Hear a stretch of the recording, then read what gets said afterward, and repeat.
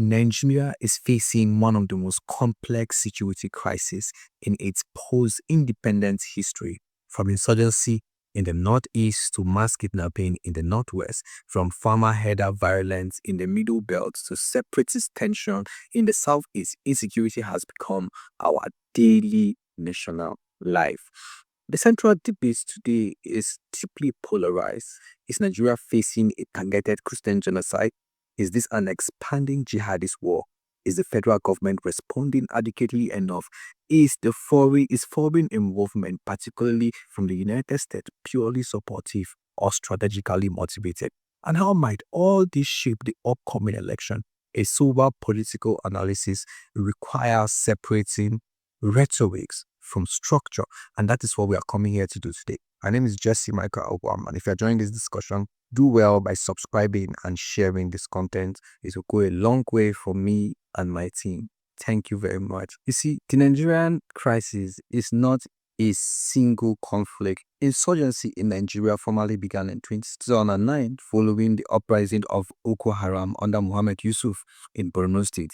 And after Yusuf's death, the group radicalized further under Abubakar Shekau. A faction later split and became the Islamic State West African Province, the ISWAP that we have today. ISWAP is now aligning with the global Islamic State network. In the northeast, particularly Borno, Yobe, and Adamawa, the conflict is clearly ideological, and we can see clearly that we have a jihad movement going on there. We can characterize that jihad. But banditry in states like Zamfara, Katsina, Kaduna, where armed groups engage primarily in kidnapping for ransom. We have cattle rustling. These networks are largely criminal enterprises driven by profit and weak state control. So we cannot say entirely that in the northwest we have a jihad movement. We have a mix of extremists who are chasing for money, they are looking for profits, they kidnap people, they destroy villages, and they kill people, That is a different classification that is not completely the same. And if you move to the Middle Belt, in Plateau State, in Southern Kaduna, this narrative in the Middle Belt is really complicated. These conflicts are interlinked, but they are not still identical. I think the state in the Middle Belt, the state of conflicts in the Middle Belt is really very, very different from what you have in the rest of the places. So in the Middle Belt, I can see that we are really facing a Christian genocide, because in the Middle Belt, it's still predominantly Christian, and you have these terrorists or these bandits coming to ravage, destroy Christian communities, kill pastors. Yes, you have tensions between the Christian and the Muslim communities. You have riots like in Kafanchan, you have riots in Kaduna, but then the major issues in the Middle Belt is religious. These people are coming to kill Christians, to tear down churches, and to kidnap, for ransom. In the Middle Belt, you have the combination of all of these three things that we're discussing. You have jihadists, you have people doing it for profit, and then you have the normal just clashes between two communities. So in the Middle Belt, it is really a dense situation. So really, is there really a Christian genocide? So this is perhaps saying whether there is a Christian genocide or not is perhaps one of the most difficult questions we are going to answer, because we have evidence supporting that. We have repeated attacks on predominantly Christian communities in the Middle Belt. We have destruction of churches and some insurgent attacks. We have international advocacy group advocating these patterns of targeted killings. These realities, honestly, they cannot be dismissed. We cannot even dismiss this reality. There are facts on the ground, But however, Muslim communities in Borno, in Zamfara, in Katsina, in Sokoto, they have also suffered mass attacks.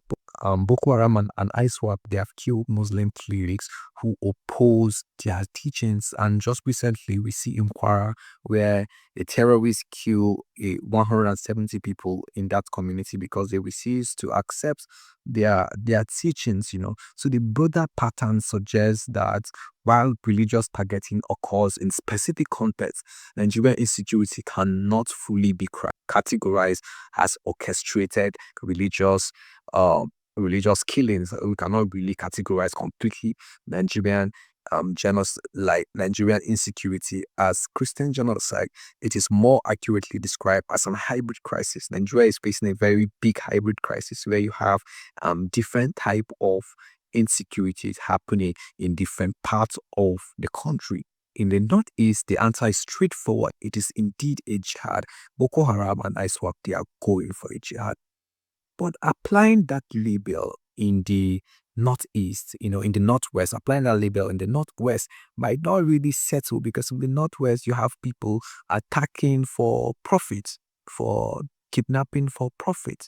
And but then if you come down to the middle belt, where you have a more Christian dominated area, where that area have faced this jihad crisis since in the 18th century. We have seen continual attack in that region. Yeah, I can say this in the north, in the middle belt, we have a form of jihad movement brewing. It is not completely exposed as a jihad movement, because there is no really one strategic terrorist group that have come to say this is what they are here for. But the kind of attacks we see in the middle belt, the kind of things that are happening in the middle belt, we can see, yeah, the middle belt, we have two things going on. We have Christian genocide and we have a jihad movement actively going on, and something needs to be done. Is the government really responding hard enough? That's the question. We have increased defense budget over the years significantly. The government have acquired new aircraft for surveillance and surveillance equipment. We've had strengthened regional cooperations through the multinational joint task force. We have seen engaged international partners for training and intelligence support. Yet, this is insecurity. It has no stop. So we still have insecurity going on. We have had, we still have intelligence coordination gaps. We have cooperation going on. We have corruption. We have a lot of corruption, people cooperating with these bandits and these terrorists to further these attacks. We have limited local policing. The number of police per Nigerian is very low. We have very, very low policing strength. Our policing strength in the area is just too low to sort out this insecurity we have. Insecurity in Nigeria, it is more institutional. We have more problems in government. We have more problems in procurement. We have more problems in making sure that these plans that we have actually worked. We have more problems in administration. As much problems as with that we have in on ground, we have that much problem in administration also. Is the U.S. engagement goodwill or a strategic calculation? This is something we have to look very well based on the past engagement of the United States. We have to look at it very well. And look at what the US have done in Syria. Look at what the US have done in Afghanistan. Look at what they have done in Iraq. I like to say that everywhere the US government have been to, they have left chaos. They have left destruction. They have always gone to a place because of a selfish reason. They have not really proven over time that they have the best interest of people at heart. And that is why a lot of people are scared, because of the past US engagement. And I begin to ask, is the US engagement in the Nigerian crisis, the Nigerian security crisis, is it part of their war with China, or they just really want to help Nigerians? And why now? Why have they not come since? Why is it that it's now they are coming to help Nigerians? We have to look at it. Now look at what happened to the Venezuelan president, where the US arrested him and he was charged with drug trafficking, he had drug trafficking charges and a lot of those things. And if you look at the Venezuelan case, you will understand that it is not really the drug trafficking that was the issue. At the time when Venezuela was trading more with China and Russia, they left the petrodollar system. They were now trading in their own currency with Chinese governments and Russian governments. And at the same time, the US was losing a big oil producing country that was part of their plan for a very long time, and you just wake up one day and you say you don't want to do business for the US again, of course you'll have problems with you. And that is one of the things that happened with the Venezuelan president. And we see the new guy that they have now, has taken back the country back into the petrodollar system. So what's happening in Nigeria? Is it just about insecurity, or are they here for the oil? And I have a very big problem with China. I don't think they care much about people. They only care about business. When they have engagements with the country, they only come there to do business, and whatever happens, it happens. Now let's look at the Chinese government. Were the first to acknowledge or to legitimize the Taliban government in Afghanistan. The Chinese government don't really care about the human right violation that the government cap. They just want to engage with the government. That is what we have seen. Chinese government have been in Africa for a long time. This crisis have been happening.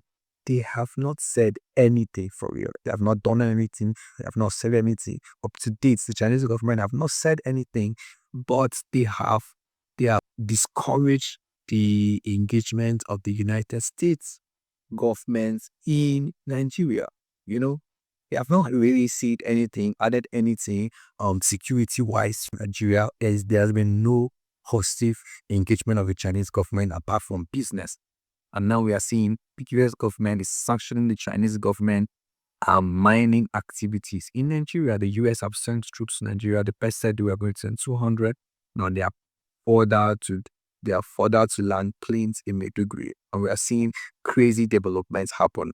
And honestly, I just hope that this is for good. I hope Nigeria will not end up like Afghanistan, Syria, or Iraq, or one of those countries. It is really something the Nigerian government have to really look at very closely before they make some of these decisions, because some of these decisions might really be serious. Some of these decisions have serious consequences now and in the future. The question is still here. Is the US here because of their current economic war with China, or they are here out of goodwill?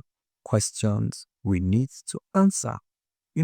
And how does all this affect our elections, affect the 2027 election? It has very serious implications, because all the candidates will now be promising security.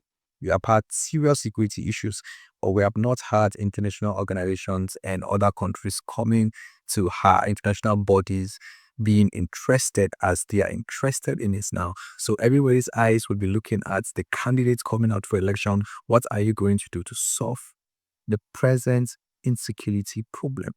And the present administration of Bola Ahmed Tinubu, I have to say, they have not really done a good job in securing the country. We have had worsening insecurity issues from the Buhari's regime. We are now 12 years going deeper into insecurity. All this started during the brutal Jonathan. We have not had rest. We have been going deeper into this insecurity, and nothing seemed to be changing. So what is the Tinubu regime going to do differently if get elected during 2027? We need to come up to a time where we need to start asking government this question and holding them accountable to their words. Nigeria, it's not about the crazy election thing that usually will come and happen, where they will come and drag people, will give people small things and during the time of election, and then you will not see them again till election has finished. The senator of one of the senatorial zones in Borno clearly said that he has not been to his senatorial district for a very long time. He has not been to his own local government for a very long time. So how can he be a senator of a place that you don't go? No matter the insecurity challenge there, you are the senator. At least you have to have a presence. So that's what we see with a lot of these politicians. They really don't have anything on ground. All they have is their promises and their money. And Nigerians have to start electing people that have prior engagement with in development. We have to elect people that have showed us what they can do. Elect people that have showed us what they have done, not just people that promise during election times and they disappear. That's tragic, but that's the current situation in Nigeria. So elections will still start in Nigeria, and Nigerians will be expecting a whole lot of promises around security and how security is going to be tackled, how bigger budget will be allocated to the Nigerian army, and how we'll end up in the same situation. So yeah, we are actually glad that the US is here now because they will now help to put an eye. I hope that the US will also be interested in the election, especially when the Senate have passed a bill of using a dual system in collecting results. We really hope that international organizations and foreign and the Western countries really put an eye on the credibility and the sanity of the 2027 election. That will be a great contribution for me, and that will be something I'm hoping to see them do.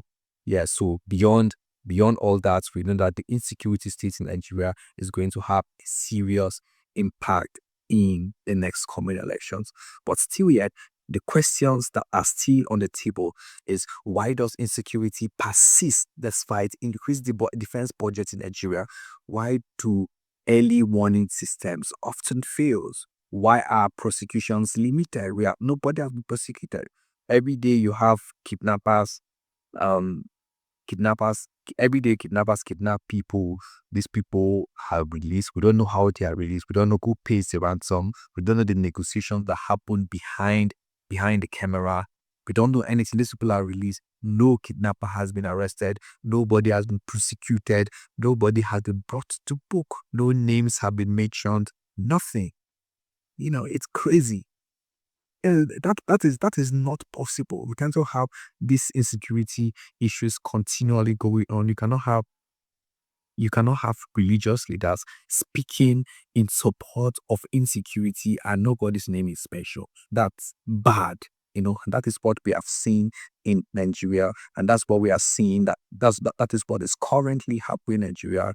And why is banditry financially sustainable? How are these bandits? How are they getting their money? How are they getting their weapons? Who is sponsoring them? Where is their support coming from? We know that for Boko Haram and ISWAP, we know that they are an international terrorist organization. They have international sponsorship. These bandits, if we are going to say it's just banditry, it's just communal clashes. How can you have communal clashes with the great up weapons that they use to attack people? Is that really communal clashes? Communal clashes where you have AK-47 and you have serious ammunitions being used, where people are attacked and people are destroyed, people's lives are destroyed in the manner that they are destroyed. We cannot really call that communal clashes. We have a serious issue going on that we cannot really classify if we look at it deeper. Why do communities feel abandoned? A lot of these communities don't feel the impact of the government, don't feel the government coming to save them. Because you imagine a week when almost 200 people are killed, the president of a nation is traveling. Look at the example of the Canadian minister whose just nine people were killed and he was crying on TV.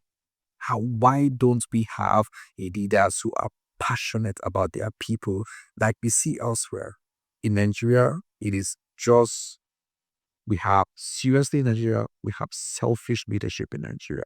So the Nigerian security crisis cannot be reduced to a single frame. I think that has been established. Elements of jihadist conspiracy and insurgency is there. We have evidence of targeted religious violence. In certain regions we can see, there's a large bit of Christian genocide going on. We have widespread criminal banditry. We have deep governance and institutional weakness. For a lot of people in Nigeria, the challenge we have is for people to resist emotionally satisfying explanations and confronting the complexity of the issue directly. It is to really look at these situations, how they really happen, and to really take our emotions out of it. That is one of the problems we have. So really, we have serious security problems in Nigeria, and we are hoping that the government of the US government is going to maybe bring some relief. Over the next few weeks, we'll see what happens. Don't forget to subscribe and follow us for more of African history, politics, and leadership. My name is Jesse Michael Okwam. See you again.